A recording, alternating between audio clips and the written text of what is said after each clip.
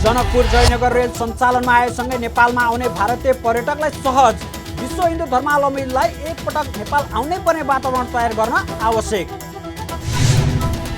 काठमाडौँमा रहेका सम्पदा क्षेत्रको अवलोकन गर्न सिटी बस सञ्चालनमा ल्याउने सरकारको निर्णय। दुईवटा विश्व सम्पदा पदयात्रामा जोड्ने गरी ठेक्का प्रक्रिया सम्पन्न। र 116 मध्ये 84वटा राजनीतिक दलद्वारा वार्षिक आयव्यय विवरण बुझाउन अटेरी।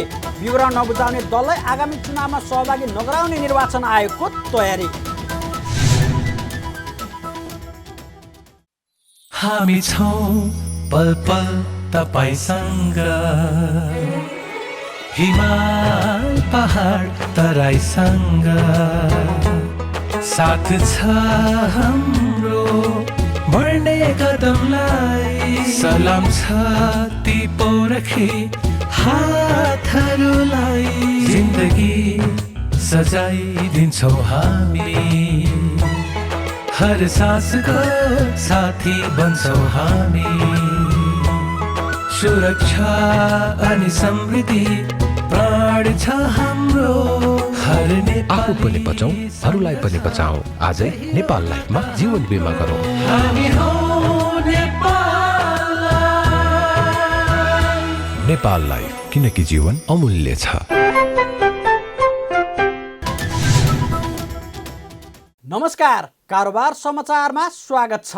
अब समाचार विस्तारमा। जनकपुर जयनगर रेल सञ्चालनमा आएसँगै नेपालमा तीर्थयात्रा गर्ने भारतीय यात्रुहरूलाई सहज भएको छ। नेपालको कुर्थादेखि भारतको जयनगरसम्म रेल नियमित सञ्चालन हुन थालेपछि नेपालमा धार्मिक पर्यटकका साथै अन्य पर्यटकहरूलाई पनि आवत जावतका लागि सहज बनेको हो। विक्रमसम्म 2078 चैत्र 19 गते प्रधानमन्त्री शेरबहादुर देउवा र भारतीय प्रधानमन्त्री नरेन्द्र मोदीले भर्चुअल रूपमा सीमापार रेल सेवाको शुभारम्भ गर्नुभएको थियो। गत चैत्रबाट रेल सेवा पुनः सञ्चालनमा आएसँगै पशुपतिनाथको दर्शन गर्न आउने भारतीय पर्यटकहरूलाई सहज बनेको छ। साथै नेपालबाट भारत जाने र आउनका लागि पनि रेलमार्ग सहज बनेको यात्रुहरूको भनाइ छ। रेल सञ्चालनमा आएसँगै भारत र नेपालबीच जनकपुर हुँदै भारत जाने र आउनेहरूका लागि यातायातको सेवा व्यवस्थित बनेको उनीहरू बताउँछन्। अच्छा लगा, जानकी मंदिर घूमे, राम मंदिर घूमे और खाना पीना ठीक था। उधर ट्रेन का सुविधा अच्छा है, सरकार को दिया है,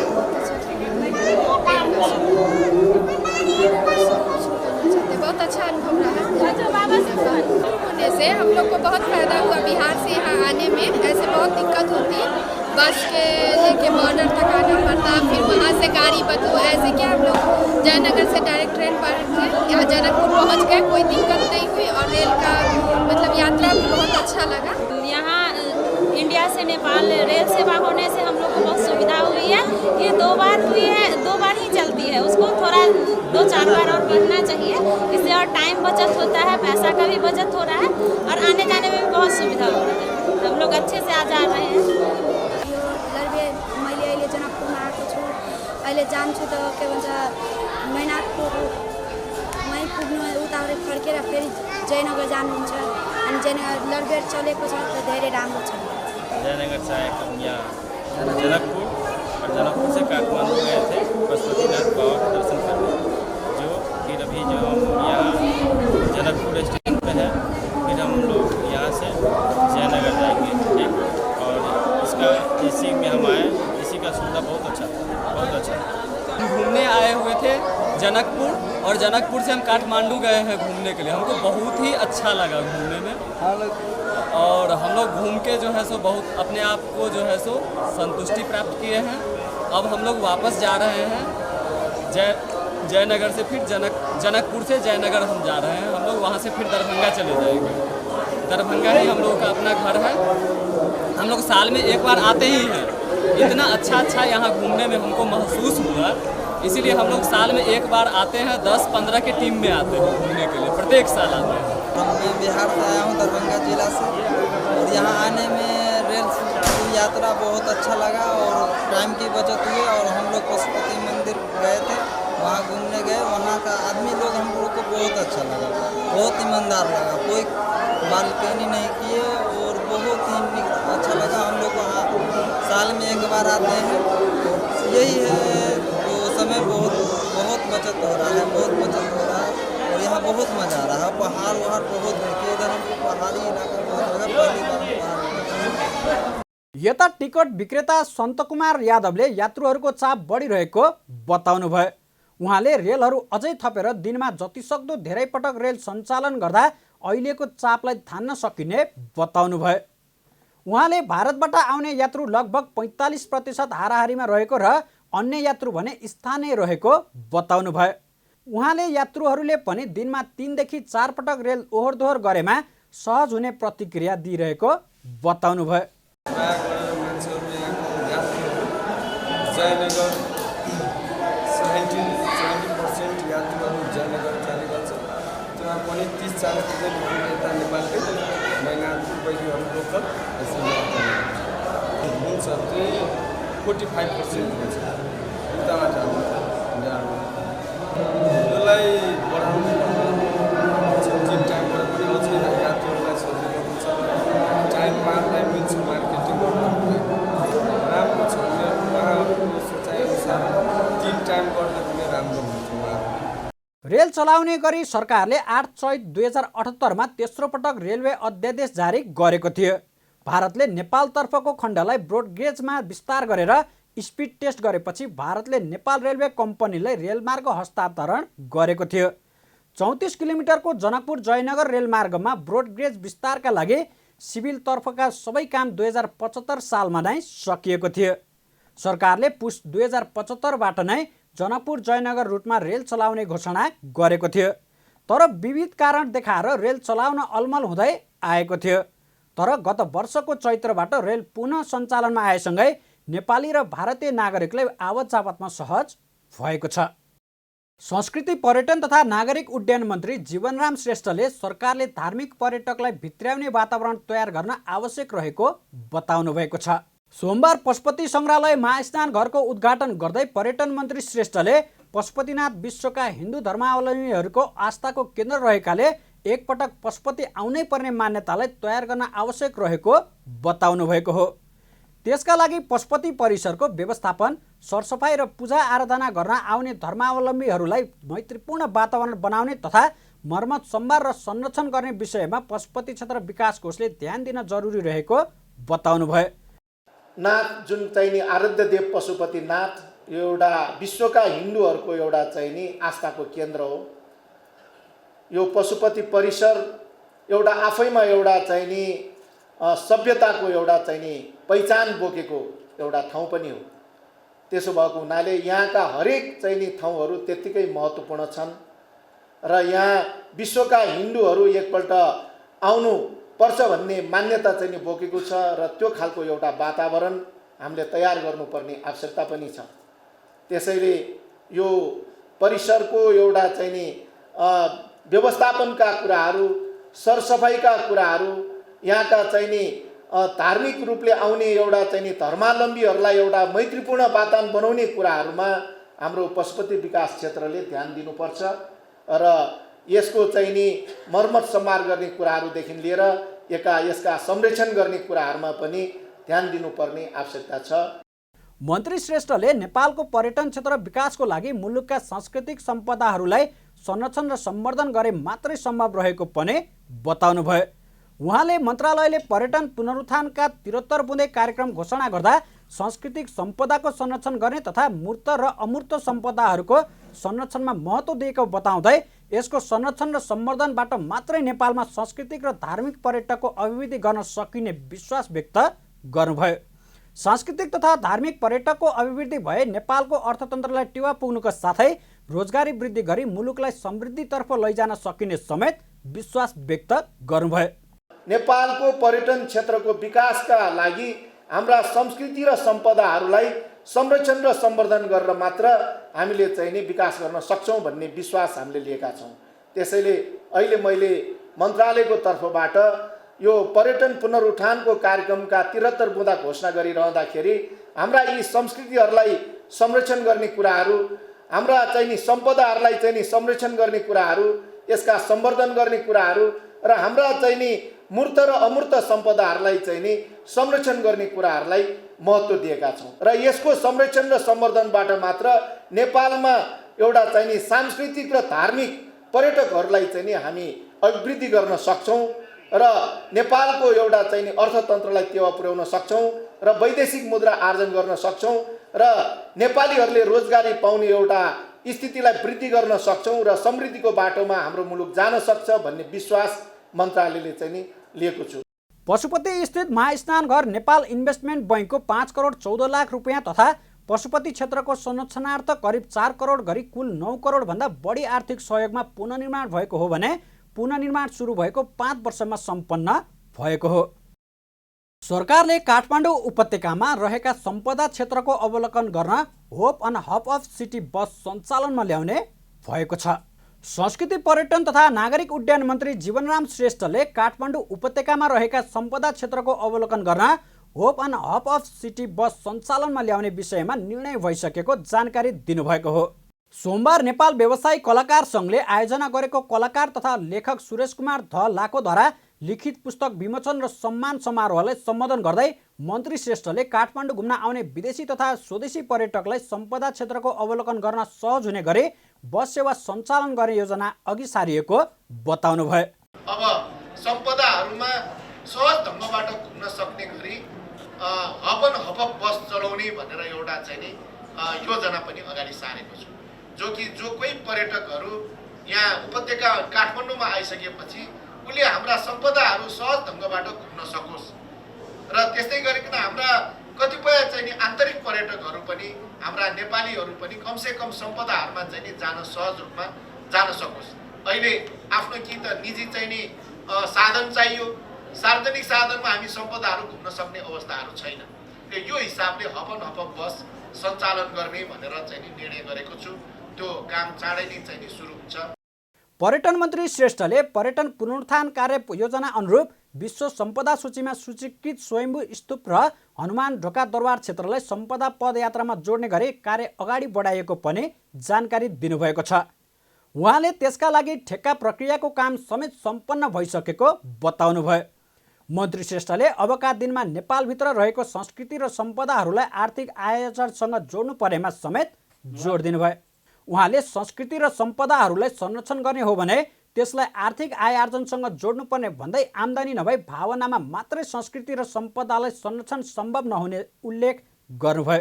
2वटा विश्व सम्पदालाई जोड्ने ट्रेल बनाउने भनेर हनुमान ढोका र स्वयम्भूलाई जोड्ने ट्रेलको एउटा चाहिँ काम टेन्डरहरू अगाडि बढिसकेको छ र सँगसँगै हामीले अब हाम्रा संस्कृति र हाम्रा सम्पदाहरूलाई हामीले अब यो आर्थिक आर्जनसँग जोड्नुपर्छ भन्ने मान्यता पनि अगाडि सारेको छु। हामीले हाम्रो संस्कृतिलाई चाहिँ नि संरक्षण गर्ने हो भने, हाम्रा मूर्त अमूर्तहरूको सम्पदाहरूलाई हामीले संरक्षण गर्ने हो भने यसलाई हामीले आर्थिक आर्जनसँग इकोनोमीसँग चाहिँ नि कनेक्ट गर्नुपर्छ भन्ने मान्यता हो। त्यसो भयो भने मात्र हामीले हाम्रा चाहिँ नि यी तमाम संस्कृतिहरूलाई हामीले जगेर्ना गर्न सक्छौँ। कुनै पनि आम्दानी बिना हामीले भावनामा मात्र सधैँ यो संस्कृति र सम्पदाको जगेर्ना गर्छु भनेर त्यो सम्भव हुँदैन। यस्तै मन्त्री श्रेष्ठले नेपालको पर्यटन क्षेत्र विकासको लागि मुलुकका सांस्कृतिक सम्पदाहरूलाई संरक्षण र सम्बोधन गर्दै अर्थतन्त्रमा समेत टेवा पुग्ने गरी कार्ययोजना अगाडि बढाउन आवश्यक रहेको पनि बताउनुभयो। काठमाडौँ महानगरपालिकाले बानेश्वर आसपासमा रहेका अन्डरग्राउन्डका पसल हटाउन सुरु गरेको छ। सोमबार बिहानदेखि नयाँ बानेश्वरमा नेपाल प्रहरी, ट्राफिक प्रहरी, नगर प्रहरी सहित काठमाडौँ महानगरपालिकाका मेयर बालेन्द्र शाह आफै अन्डरग्राउन्डका पसल हटाउन एक्सनमा उत्रिनु भएको हो। मेयर शाहले घरधनीहरूले अन्डरग्राउन्डमा पार्किङको व्यवस्था गर्ने भनेर नक्सा पास गरे पनि घर बनाई अन्डरग्राउन्डमा पार्किङ नबनाई पसल राख्न दिएको भन्दै ढलान भत्काएर पार्किङ खुल्ला गर्नुभएको हो। महानगरपालिकाले 35 दिन अघि नै अन्डरग्राउन्डका पसल हटाउन र त्यो ठाउँमा पार्किङको व्यवस्था गर्न सूचना निकालेको थियो। तर त्यो सूचना जारी भएको 35 दिन बढी हुँदा पनि कार्यान्वयन नभएको भन्दै मेयर शाह आफै मैदानमा उत्रिनु भएको हो। मेयर शाहले अन्डरग्राउन्डमा पसल गर्ने सबै व्यवसायीहरूलाई तत्काल पसल नहटाए महानगर आफैले पसल हटाउने भन्दै चेतावनी दिनुभयो। मेयर शाहले नक्सा पास भए बमोजिम घरको अन्डरग्राउन्डमा पसल भए तुरुन्त खाली गरेर पार्किङका लागि खुला गर्न निर्देशन दिनुभयो। यता नयाँ बानेश्वर व्यापार व्यवसायी सङ्घका अध्यक्ष नवीन लुइटेलले घरधनीहरूले महानगरमा घरको नक्सा पास गर्दा अन्डरग्राउन्ड पार्किङको लागि भनिए पनि पसल राख्न दिँदा व्यवसायीहरू मर्कामा परेको बताउनुभयो। उहाँले व्यवसायीहरूले व्यवसाय गरिरहेको स्थानमा 81 हटाउँदा व्यवसायको सामान व्यवस्थापन गर्न समस्या भएको बताउनुभयो। घरधनीहरूले आफ्नो घरहरू के अरे घर चाहिँ यो नक्सा पास गर्ने क्रममा तल्लो बेसमेन्टलाई चाहिँ पार्किङको रूपमा चाहिँ दर्ता गर्नु भएर अहिले आएर व्यवसायहरूले त्यो ठाउँमा व्यवसाय गरिरहँदा व्यवसायहरू एक किसिमले मारमा पर्नुभयो। उहाँहरू चाहिँ व्यवसाय गरिरहेको ठाउँमा उहाँहरूलाई चाहिँ एक्कासी चाहिँ हटाउँदाखेरि उहाँहरूको सामानहरू कहाँ लगेर राख्ने, कहाँ लगेर चाहिँ त्यसको व्यवस्थापन गर्ने, त्यो व्यवसायको भोलिदेखिको काम कसरी उसले अगाडि बढ्ने भन्ने विषय उहाँहरूलाई अप्ठ्यारो रहिरहेछ। अन्डरग्राउन्ड पार्किङलाई अरू प्रयोजनमा नलगाउन भनेर निकालिएको 35 दिने सूचनाको म्याद सकिएको छ। म्याद सकिएको भन्दै महानगरले पार्किङ भनेर नक्सा पास भएका तर अन्य रूपमा प्रयोग भएका संरचनाहरूको अनुगमन खोजी र कारबाही सुरु गरेको छ। महानगरले आफ्नो क्षेत्राधिकारभित्र पर्ने अन्डरग्राउन्डको व्यवसाय हटाएमा सहरमा पार्किङ समस्याको वास्तविकता पहिचान भएर सडकमा पार्किङ गर्नुपर्ने बाध्यता कम हुनेछ। साताको दोस्रो दिन शेयर बजारमा नेप्से परिसूचकका साथै कारोबार रकममा समेत गिरावट आएको छ। सोमबार शेयर बजार मापन गर्ने नेप्से परिसूचक 7.41 अङ्कले घट्दा कारोबार रकम पाउने 2 अर्ब रुपियाँमा सीमित भएको हो। नेप्से परिसूचक अघिल्लो दिनको तुलनामा 0.3%ले घटेर 2053.13 अङ्कमा ओर्लिँदा जम्मा 1 अर्ब 72 करोड 62 लाख रुपियाँ बराबरको मात्रै कारोबार भएको छ। दिनभर 222 कम्पनीको जम्मा 52,30,000 किता सेयर 31,795 पटक कारोबार भएको छ। अघिल्लो दिन 53,039 लाख किता सेयर 2 अर्ब 4 करोड 70 लाख रुपियाँ बराबरमा कारोबार भएको थियो। आज म्युचुअल फन्ड बाहेकका समूहले समग्र परिसूचक घटाएको हो। म्युचुअल फन्ड समूहको परिसूचक 0.2%ले बढ्दा होटल तथा पर्यटन समूहको परिसूचक सबैभन्दा धेरै 1.05%ले घटेको छ। बाँकी सबै समूहको परिसूचक 1% भन्दा कमले मात्र घटेको छ। आज हिमाल दोलखा हाइड्रो पावरको सर्वाधिक 28 करोड 18 लाख रुपियाँ भन्दा बढीको सेयर कारोबार भएको छ। नेप्सेमा गिरावट आए पनि 2 कम्पनीको सेयर मूल्य भने सकारात्मक सर्किट लेभलमा कारोबार भएको छ, जसमा अप्पर हेवाखोला हाइड्रो पावर र मन्दाकिनी हाइड्रो पावर कम्पनीको सेयर सकारात्मक सर्किट लेभलमा कारोबार भएको हो। निर्वाचन आयोगले वार्षिक आयव्यय विवरण बुझाउने राजनीतिक दललाई मात्र आगामी प्रदेश सभा र प्रतिनिधि सभामा सहभागी गराउने भएको छ। आयोगमा हाल दर्ता भएका 116वटा राजनीतिक दलहरूमध्ये 84वटाले मात्रै आफ्नो वार्षिक आयव्यय विवरण बुझाएको जानकारी गराउँदै आयव्यय विवरण नबुझाउने राजनीतिक दललाई प्रदेश सभा र प्रतिनिधि सभामा निर्वाचन सहभागी नगराउने आयोगले जनाएको हो। संविधानले नै राजनीतिक दलहरूले वार्षिक आयव्ययको विवरण बुझाउनु पर्ने व्यवस्था गरेको छ।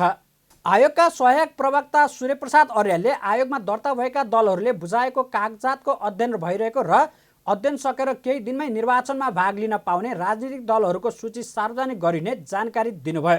उहाँले आयव्यय विवरण नबुझाएको पाइएमा आयोगले पुनः माग गर्ने र माग गर्दा पनि नबुझाएको अवस्थामा निर्वाचनमा भाग लिन नदिने स्पष्ट पार्नुभयो। संविधानको स्पिरिट अनुसार चाहिँ अलिकति पुराना दलहरू जो जनतामा स्थापित र केही आफ्नो आइडेन्टिटी दिएको र साथै उहाँहरूको चाहिँ एउटा आर्थिक छवि कस्तो छ जनताले त्यसलाई पनि मूल्याङ्कन गरून् र त्यो एक खालको चाहिँ पारदर्शिता हेरेर जनताले त्यो दललाई मूल्याङ्कन गरून् भन्ने हिसाबले यस्ता प्रावधान राखिएको हो।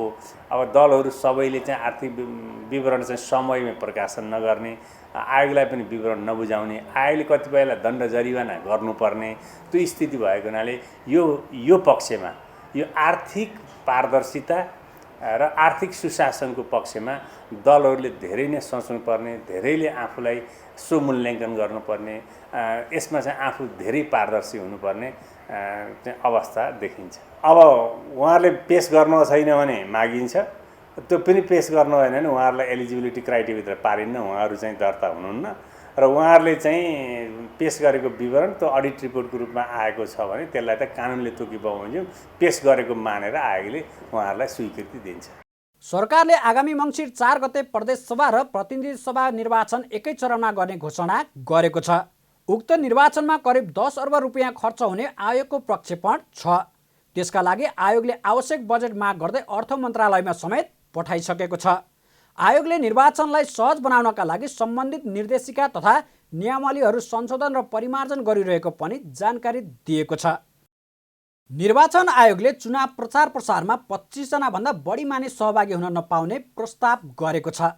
सोमबार निर्वाचन आचार संहिताका विषयमा राजनीतिक दलहरूसँग भएको छलफलको विषयमा जानकारी दिँदै निर्वाचन आयोगका प्रवक्ता शालिग्राम शर्मा पौडेलले यस्तो प्रस्ताव अघि सारिएको बताउनु भएको हो। उहाँले चुनावमा मतदातालाई अनेकौं प्रलोभन पार्ने तथा सांसदहरूले नै निर्वाचन लड्न कठिन भएको गुनासोको आधारमा आयोगले तोकेको खर्च गर्ने गरी प्रचार प्रसारका लागि 25 जना मात्रै जान मिल्ने आचार संहिता ल्याउने प्रस्ताव गरिएको बताउनुभयो। उहाँले निर्वाचनमा उम्मेदवार नभएको राजनीतिक दलको चुनाव चिन्ह मतपत्रमा समावेश नगर्ने तयारी गरेको पनि बताउनुभयो। उहाँले जुन पार्टीको उम्मेदवार निर्वाचनमा भाग लिन्छ त्यही पार्टीको निर्वाचन चिन्ह मात्रै राख्ने आयोगको धारणा भएको भन्दै कुनै दललाई लक्षित गरेर गर्न नखोजिएको स्पष्ट पनि पार्नुभयो। प्रवक्ता पौडेलले निर्वाचन आचार संहिताको विषयमा सबै राजनीतिक दलहरूको मिश्रित सल्लाह सुझाव आएको जानकारी दिँदै आयोगले राजनीतिक दलका सबै सुझावहरूलाई विश्लेषण गरेर राजपत्रमा प्रकाशित गर्ने तयारी गरेको बताउनुभयो। राजनीतिक दलहरूबाटै आउने गर्छ, खर्च धेरै भयो, हामीले धान्न सकेनौँ, हामीले टिकट पाएपछि पनि चुनाव लड्न नसक्ने स्थिति भयो भन्ने यहाँहरूले मलाई लाग्छ सार्वभौम संसदभित्र कतिपय मान्यज्यूहरूले व्यक्त गरेका कुराहरू पनि हुन्।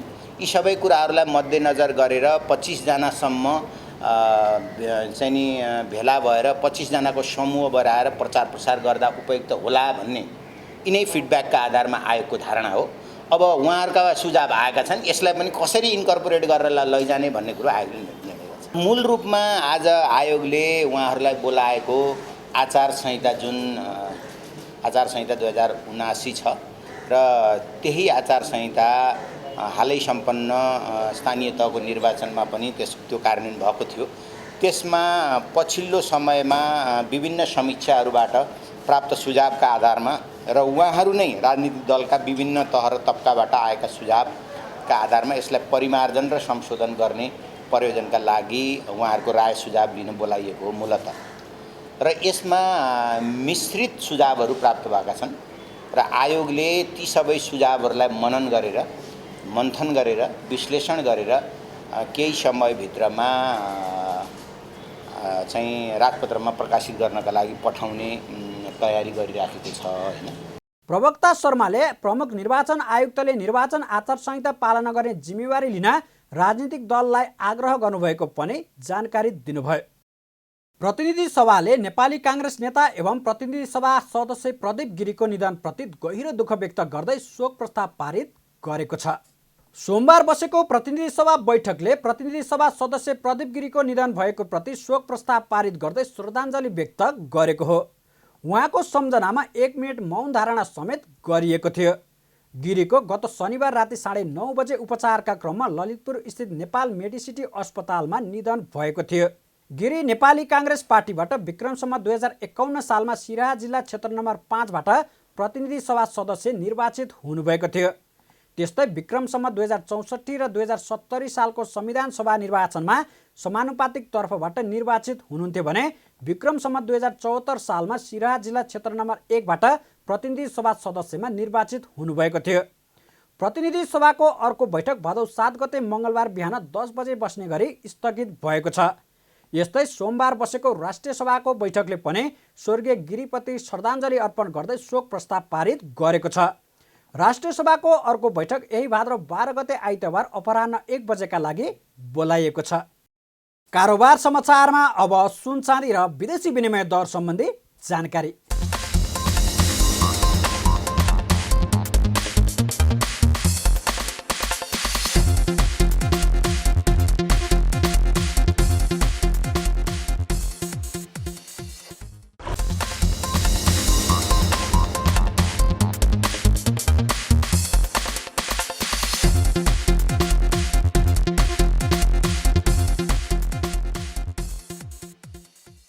बिदा हुनुअघि अहिलेसम्मका प्रमुख समाचार फेरि एकपटक। जनकपुर जयनगर रेल सञ्चालनमा आएसँगै नेपालमा आउने भारतीय पर्यटकलाई सहज, विश्व हिन्दू धर्मावलम्बीलाई एकपटक नेपाल आउनै पर्ने वातावरण तयार गर्न आवश्यक। काठमाडौँमा रहेका सम्पदा क्षेत्रको अवलोकन गर्न सिटी बस सञ्चालनमा ल्याउने सरकारको निर्णय। 2वटा विश्व सम्पदा पदयात्रामा जोड्ने गरी ठेक्का प्रक्रिया सम्पन्न। र 116 मध्ये 84वटा राजनीतिक दलद्वारा वार्षिक आयव्यय विवरण बुझाउन अटेरी। विवरण नबुझाउने दललाई आगामी चुनावमा सहभागी नगराउने निर्वाचन आयोगको तयारी। कारोबार समाचार सकियो। हामीलाई बिदा दिनुहोस्। नमस्कार।